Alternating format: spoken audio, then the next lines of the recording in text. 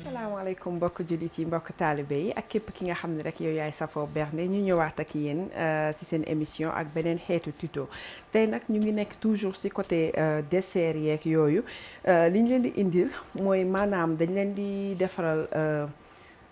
dessert boo xam ne dafay nekk sous forme de jello jello dafay nekk loo xamante ni day mel ni comme lu ñu gélatiniser mais sans pour autant utiliser gélatine donc li ñuy def nag mi ngi nii dañuy utiliser toujours suñuy produits locaux mu nekk buy defaroon naa fi jus de salade de fruits boo xamante ni dama ci defoon buy ak yooyu li ma wàññi woon moo nekk nii donc dama ko dindi wàññi ci woon tuuti moom laay recycler waat wan leen beneen façon boo xam ne mun naa ko utiliser toujours ñu am fii bisaab bu xonk donc dañ ko xooj nii ñu daal di fi am suñu sucre ku nekk sucre bi la neex ngay utiliser man sama sucre substitut bi laay utiliser ma yor fii ndox bi dinaa leen wax après pour lan la yor fii li nga xam ni moom la ñuy wax agar powder muy agar powder mu nekk benn kii boo xamante ni mi ngi nii xaaral ma wan leen ko bu baax benn poudre bi nga xam ni c'est fait à base d'algue lañ koy defaree donc moom la ñuy jël wowal ko après wal ko ba mu moxu loolu li muy def mooy dafay tax comme par exemple loo bëgg a defar comme tey jii ñii di defar yenn façon cheesecake yi te ñu siy def gélatine au lieu de utiliser gélatine suñu mbokk végétariens yi ñoom dinañ ko mun a utiliser parce que lii nekkul produit benn animal wala lenn c'est végétalien sax laa la war a wax nii donc moo nekk nii moom moo mun a remplacer par exemple ki nga xamante ni kii la bëggul lekk gélatine dafay jóge doo xam source bi suñ ko préciser wul parce que am na bu jënam am na bu yàpp nag am na bu yàpp kii mbaam bi ci ëpp mooy mbaam bi buñ ko préciser wul rek ça veut dire que mbaam la parce que bu nag bi ak bu jën bi tout le temps dañ koy préciser donc bii nag moom bu algue la donc moom la ñuy def nii te léegi nag li ñuy def mooy dañuy daal di ñëw rek jubal directement ci ndox bi après door a lijjanti ngóor si mu nekk aga bi donc moom mooy dangal sa kii moom mooy dangal si lépp loo ko def da koy dangal ba mu dang nga xam ne di nga ko mun a dagg bu la neexee mun ko def lépp lu la neex donc nañ jubal ci loolu après ñëwaat ak yéen incha allah. voilà gis ngeen agar bi moom ni ñu koy utiliser lii moom foo ko mun a amee par exemple bépp boutique asiatique daf koy jaay bépp boutique gu indien aussi dina ko jaay parce que ñoom dañuy nangoo mën a nekk ay végétarien donc bu foo si dem rek dina ko am ku amul agar par exemple te nga am gélatine boo xamante ni xalaal la mun nga ko utiliser gélatine seulement consistance bi dina xaw a différent tuuti rek parce que boobu mooy gën a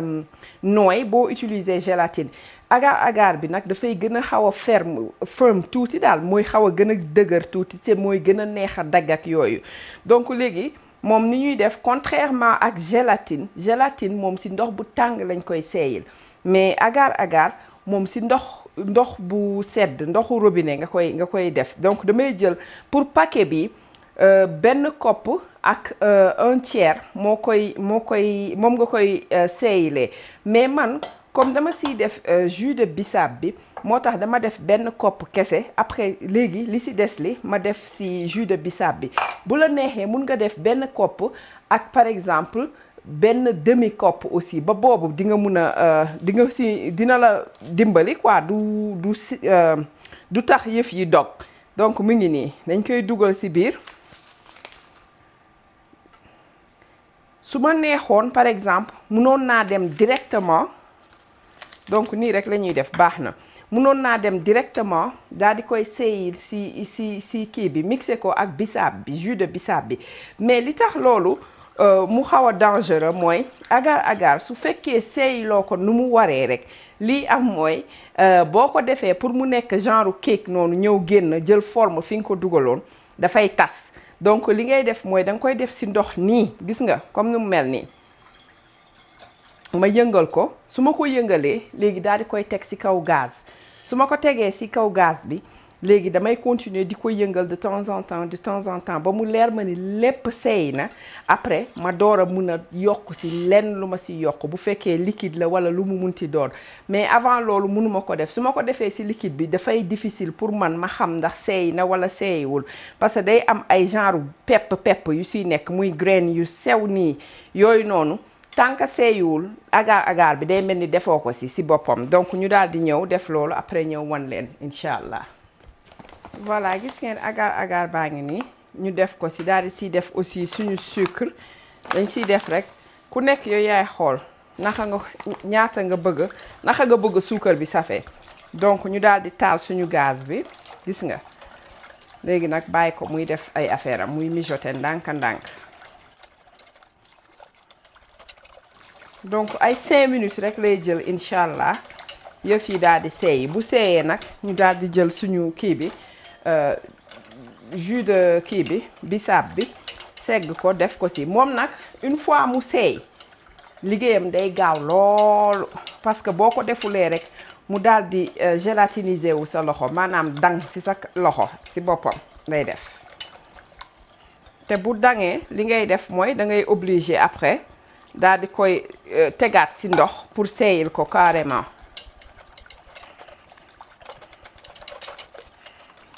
moom jarta def ci frigidaire ci kaw gaz ci boppam lay ci kaw boo ko tegee ci sa kaw comptoir nii rek nga gis mu daal di seey yëpp donc lii la ñuy continuer def après nga xam ne bu ñu paree bu ñu ñëwaatee wan leen bu demee ba seey nu muy mel ak yooyu noonu yëpp incha allah. voilà gis ngeen suñu agar mi ngi nii daal di baax na donc li ngay def mooy boo ko defee ay 2 à 3 minutes nga daal di xool ndax seey na parce que yëf yi fa la nekk gis nga ni nga koy xamee mooy da ngay jël sa kuddu daal di koy sotti nii normalement soo ko sottee boo gisul benn pepp ci kuddu bi yoo xam ni soo ko laalee ak sa loxo mu leer la ni loo xamante ni ay xajam la nga xam ni seeyeegul des na nga continuer waat ba nga xam ni dafay clair ci boppam donc ñun suñu bos fi mu ne nii sotti na léegi damay daal di jël rek kii bi da nga koy continuer nag di yëngal ma daal di jël bisaab bi daal di koy segg ci kawam bismillah gis nga xam nga defoon nañ ci suukar beek yépp gis nga buñ ci defee bisaab bi gis nga daal di koy bàyyi mu tàng ak moom tuuti rek gis nga ma daal di fay sama gaz nag fi mu nekk nii dama koy ñëw fay après daal di transvaser def benn kii bi couche bu njëkk bi parce que couche yi dama koy tegle daal donc daal di def couche bu njëkk bi léegi couche bu njëkk bi dinaa ci sotti quelques fruits juste pour mu jox ko caractère daal sinon dafay crémer ba mu ëpp daal léegi dama ciy def ku nekk fruit bi nga am man damay xool su fekkee am naa fraise walla ma am framboise ma def ci framboise yi bu fekkee fraise laa am ma def fraise ku nekk bu dee mango nga am nga def sa mango man damay rester toujours ci côté kii fruits yu xonq yi après bu ñu defaree lii sotti ko daal di ñëw en attendant moom muy commencer di toog benn place ba nga xam ne mi ngi commencer di dëgër tuuti ñu continuer def suñu kii bi buy bi aussi moom tamit même procédure la ñuy def tamit incha allah. waa gis ngeen léegi fi mu nekk nii li ñuy def mooy dañuy daal di ñëw sotti kii bi suñu bisaab bi ci récipient bi man tey jii ci moule bi laa koy def parce que après dama koy dagg ay carré yu ndaw a ndaw nga xam ne dina moom boo koy servir moo gën a rafet daal léegi ma daal di def couche bi duma ci def dara nag noonu rek laa koy ñëw defee incha allah bismillah. voilà gis nga couche bu njëkk baa ngi nii léegi comme li ma leen wax sànq dem naa xool awma framboise mais am naa cerise donc cerise bi laay jël ma daal di ko ci def ci biir donc dama koy bàyyi rek mu éparpillé wu fu nekk laa koy def am naa fi aussi tuuti kii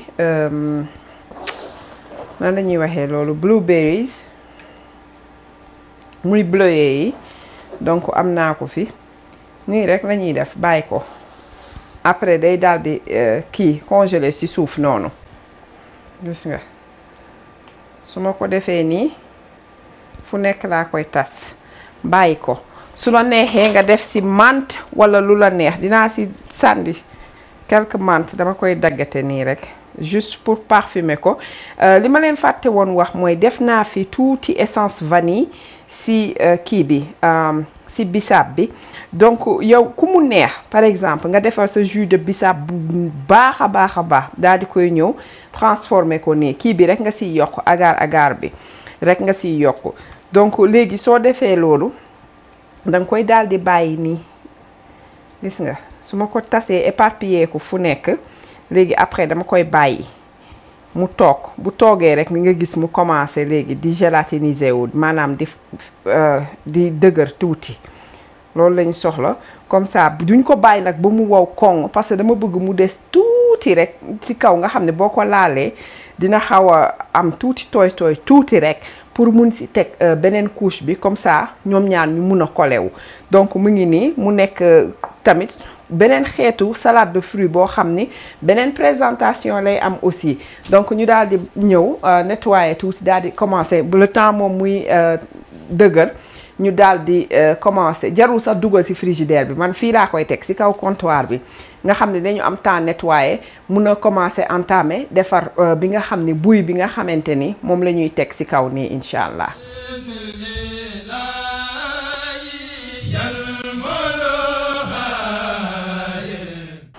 waaw gis ngeen de donc comme d'habitude rek dañuy jëlaat yëf yi gis nga sotti gis nga dese na ma tuuti rek. parce que maa ngi siy gis ay bulles yu weex noonu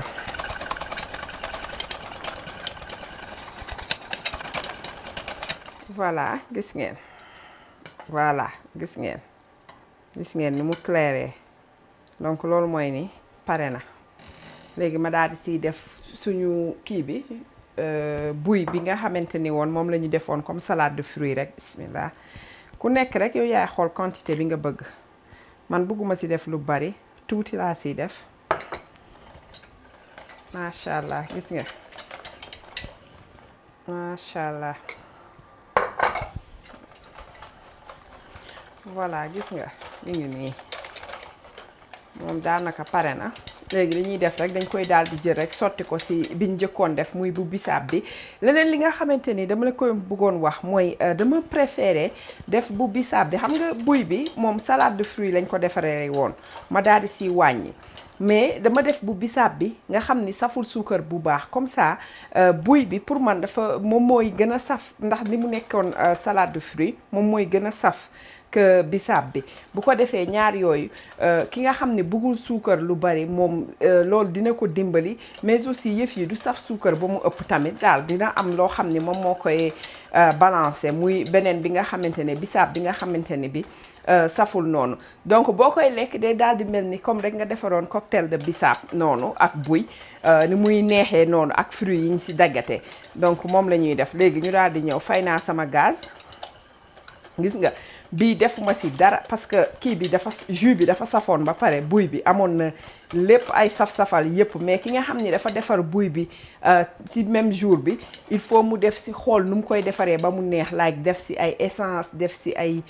yenn xeetu meew yi yaay xool daal ku nekk yaay xool say xeetu baax nga def ko ci daal l'essentiel mooy na nekk loo xam ne dafay neex parce que après dañ koy bàyyi nag mu sedd dugal ko ci frigidaire bi mu sedd parce que bu seddee ci lay dàqati sax far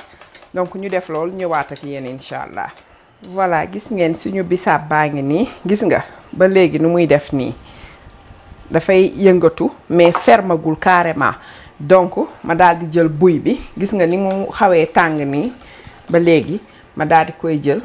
donc sotti ko ci digg bi damay fexe nag def attention bala muy dugg ci suuf noonu parce que ci kaw fii rek laa bëgg mu yem bismillah damay sotti ci sama kaw kuddu comme ça moom mu ma koy tasal voilà parce que bëgguñu mu siit dem ci biir dama bëgg mu def ñaari couche yi nii comme ni mu nekkee nii noonu laa bëgg mu mel donc voilà alhamdulillah léegi nag dañ koy daal di bàyyi nii mu sedd carrément après ñu daal di ñëw commencer ko jéem a dagg ak affaire yu demee ni ki noonu incha allah. voilà gis ngeen li may def nii mooy bulle d'air yi laay dindi nii dama koy jël kuddu bi rek di ko ci tàppal nii comme ça juste pour mu mun na ma jox rek surface bu lisse ak rafet aussi moo tax ki nga xam ne bëggul si def coono boobu yëpp mun na ko bàyyi mais du jël temps nii rek laay def gis nga bu bisaab bi defuma ko woon parce que amul woon bulle d'air mais buy bi dafay gën a visible moom soo ko deful gis nga taf nga jóge fi du yàq dara nag ci affaire yi c'est juste que da nga koy gis après daal donc moo tax rek ñu koy def dañu bugg rek surface bu lisse rafet. waaw mbokk jullit yi mbokk taalibe yi gis ngeen suñu kii yi ngi noonu suñu jëli mi ngi nii boo leen xoolee côté bi dama koo xaw a dompat tuuti parce que dama bëggoon xool ndax pare na ou pas far li ma jël nag xaw a bëri tuuti donc lim ne nii dañ koy daal di ku nekk yow yaa xool noo koy rangele bu la neexee nga dagg ko bu la neexee nga bàyyi ko noonu man dama koy daal di dégg nga maam dagg ci digg bi def ko ay cube yu ndaw nga xamante ne noonu lay gën a neex a lekkee incha allah donc ñu daal di ñëw commencer noo ko sentiree rek donc damay dagg nii ci digg bi xam naa ne nag du jub waaye ñu def li ñu mën gis nga bu amee lenn lu rouge nii rek nga fomp ko comme ça doo taqal yeneen côté yi gis nga ma daal di jël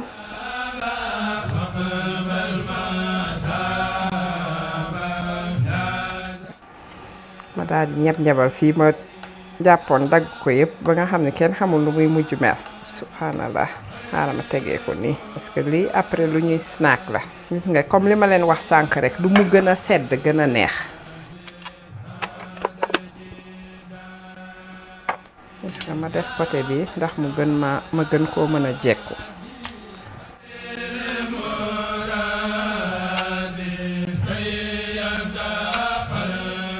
kon nag mbokk jullit yi mbokk taalibe yi ak képp ki nga xam ne rek yow yaay safoo bernde suñu émission mi ngi woon nii tey ñu indiloon leen toujours rek ci xeetu dessert yi donc tey jii ñu indi woon li ñuy wax jelly